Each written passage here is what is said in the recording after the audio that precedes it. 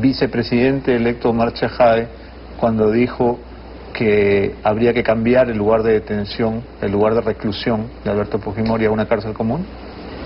Bueno, yo creo que la ley no manda eso. Las disposiciones que se han tomado son las que la ley manda. Se ha decidido que esa sea la fórmula.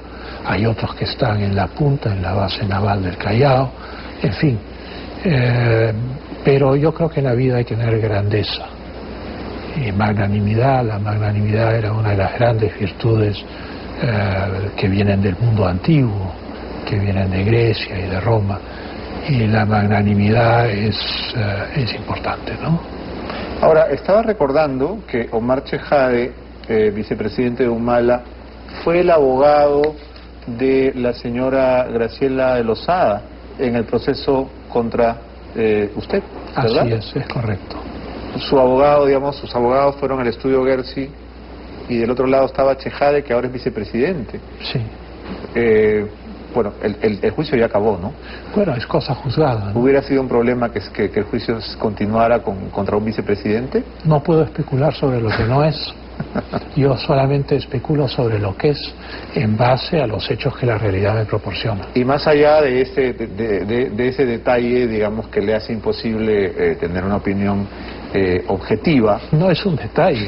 O los hechos existen o los hechos no existen. Okay. En este caso no existen. Más allá del hecho de que Omar Chejade hubiera litigado contra usted, ¿qué opinión tiene sobre el político?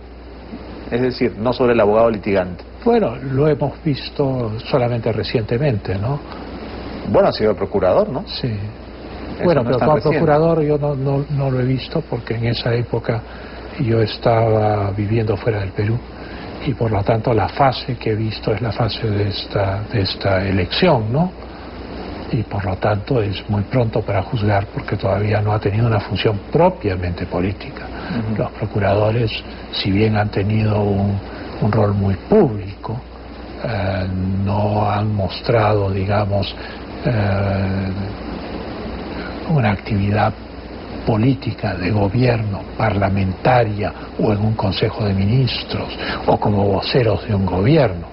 Y entonces eso es el rol o los roles que me imagino que el vicepresidente Omar Chejade va a tener a partir de ahora, y es solamente en el desempeño de ese rol que sabremos si tiene mano de seda o mano de fieltro.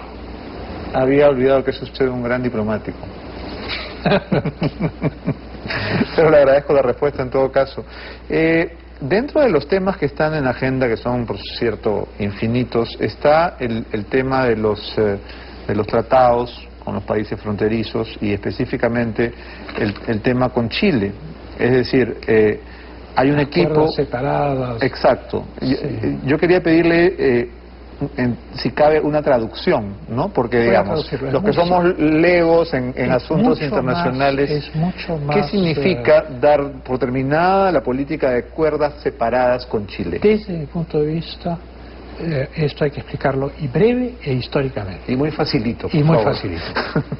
Nosotros firmamos con Chile en 1929 un tratado de límites que conllevaba además unas servidumbres en Arica, o sea, un puerto, un muelle, una estación de ferrocarril, un depósito, etcétera. A partir de 1929, la política respecto a Chile fue, como se llamaba antiguamente, la política del paquete. O tú me entregas el muelle o malecón de atraque, la estación de ferrocarril, el patio de maniobras, etcétera, o si no me lo entregas, yo trabo los otros aspectos de la relación bilateral, comercial, buena vecindad, etcétera. Todo era trabado si esto no se resolvía. Esta política duró mucho tiempo, de 1929 a 1995, en que dos factores fundamentales la cambiaron. Firmamos un tratado inconveniente con Chile, pero no lo aprobó el Congreso ni fue ratificado por el Ejecutivo, las convenciones de Lima. Había que devolverlas. Para devolverlas había que conversar con Chile, y Chile quería que esas convenciones se aprobaran, no quería que se las devuelvan. Primer elemento. Segundo elemento, habíamos tenido un conflicto armado con el Ecuador en enero, y eso implicaba que teníamos que convocar a los garantes. entre los cuales estaba Chile. Y necesitábamos la buena voluntad de los garantes para poder resolver de manera definitiva el tema que había producido varios conflictos armados con Ecuador. Esto puso fin a las cuerdas separadas. Ya no podía haber un paquete porque habían otros temas vitales para el Perú, además del tema de Arica.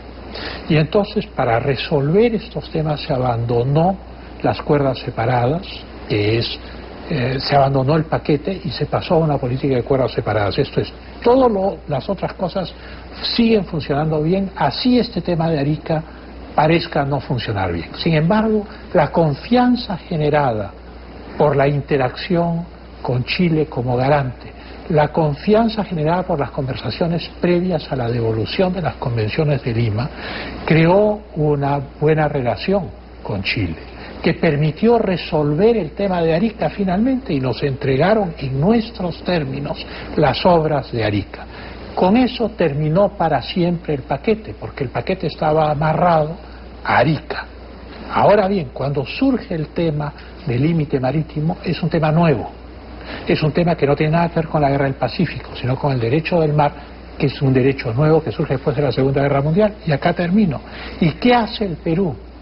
En vez de negociar bilateralmente con Chile, que le hubiera permitido tener la política del paquete de nuevo, o sea, decir, mientras no me des la frontera marítima que yo quiero, y vamos a congelar las relaciones comerciales, las de buena vecindad, etcétera, el Perú lleva esto a la Corte Internacional de Justicia de La Haya. Esto es, deja de lado cualquier poder de acción sobre la solución del problema y se lo entrega a unos jueces extranjeros, que son eslovacos, rusos, ingleses, franceses, que son los que van a resolver el problema. Ahora bien, yo te pregunto, ¿qué política unitaria que no sea de cuerdas separadas puede haber cuando el problema no está ni en la cancha de Chile ni del Perú, sino que va a ser resuelto por unos jueces extranjeros? Y el temor, ya no hay paquete, pero tampoco hay cuerdas separadas, hay simplemente relaciones diplomáticas normales como las que tenemos con todos los vecinos. Y el temor de que se cambie a esa comisión negociadora es compartido por usted, es decir, que el nuevo gobierno implique que todo ese equipo que está negociando... Ese es un tema de suspenso. Yo creo que hay un proverbio castellano que dice que no hay que cambiar de caballos en medio del río, porque uno se cae al río, ¿no?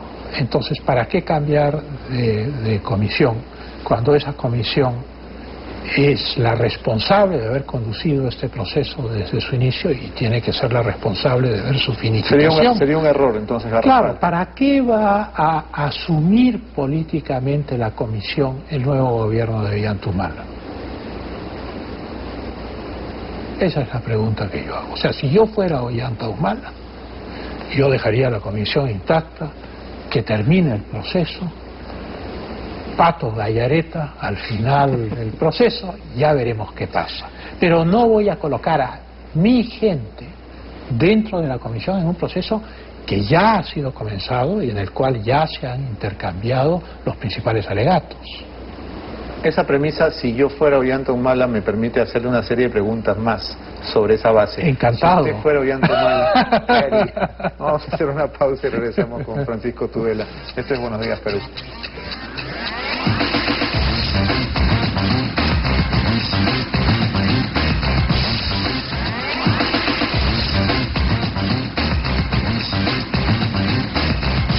...8:55 de la mañana, seguimos conversando con Francisco Tudela aquí en Buenos Días, Perú, y me había planteado usted una manera muy didáctica y fácil para mí de plantearle preguntas. Si yo fuera Ollantumala, ¿qué haría? Si usted fuera Ollantumala, ¿qué haría, por ejemplo, con esos dos fantasmas, Hugo Chávez y Evo Morales? En principio, él se ha abstenido del abrazo, ¿no? Esa foto no la quiere por ahora y no visitará Bolivia ni Venezuela. Pero a lo largo de los 5 años, esta amistad va a ser imposible de disimular. ¿Qué haría usted, señor Humala, con la amistad con Evo y con Hugo, que va a ser tan complicada de sobrellevar? Bueno, acá hay dos temas que son diferentes, ¿no?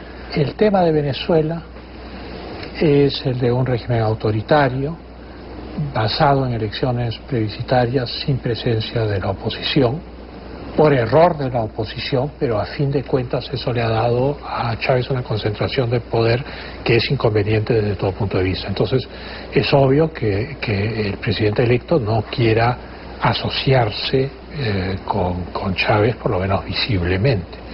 En el caso de Evo Morales la situación es completamente distinta. Evo Morales lidera el MAS. El MAS está escindido entre dos fuerzas de terrible tensión dentro de Bolivia, el movimiento para la libertad de la nación Camba de las tierras bajas y el movimiento de la Pachacuti, que es el movimiento de los aymaras en el altiplano. Para los fines prácticos, en el caso boliviano, así como hay el problema de Chávez, es el problema del autoritarismo, el problema del movimiento político boliviano es su desborde al altiplano peruano. Y entonces es muy delicado, aún teniendo simpatías políticas con el partido de gobierno de Bolivia, es muy delicado para el presidente del Perú, en función de los sucesos de Puno, el mantener una relación abierta al principio de su gobierno con Evo Morales, cosa que no ocurre con todos los otros. Ahora, todos estos partidos de gobierno de América Latina están integrados en una, digamos, en varios organismos, algunos que son de tipo ONGista, como es el caso del Foro de Sao Paulo. Acaba de tener lugar la reunión de Managua, Lula ha estado el Partido Comunista de Cuba, han estado los peronistas, ha estado todo este nuevo abanico de todas las izquierdas, viejas y nuevas, que se han unido en este mecanismo continental. Está el Foro Social Mundial, que también es enormemente importante, que es llamado el Foro de Porto Alegre. O sea, esos son los organismos de tipo ONGista. Y luego está el UNASUR y está también el Mercosur. Una cosa muy interesante en este proceso es, por ejemplo, cómo Chávez se desengancha del tren de la Comunidad Andina de Naciones, de la CAN, se desengancha.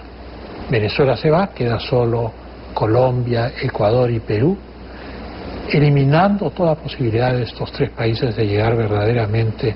Ya estaba muy golpeado la Comunidad Andina de Naciones como ideal digamos, de unión económica, pero con esto queda golpeadísimo. Y Chávez, ¿qué hace? Se une al Mercosur con Lula, con Kirchner, en fin, integra el bloque económico más poderoso del continente. Esa opción, por ejemplo, es una opción que también podría abrirse para nosotros, ¿no? Entonces, ¿qué sucede esto en la práctica? Por ponerlo en términos claros, el presidente Humala no va a visitar a aquellos jefes de partidos de gobierno afines al de él por el momento, no los va a visitar por el momento, que representen una resistencia o que puedan generar una resistencia política interna en el Perú y que pueda ser objeto esta visita de críticas muy fuertes de la oposición a su gobierno.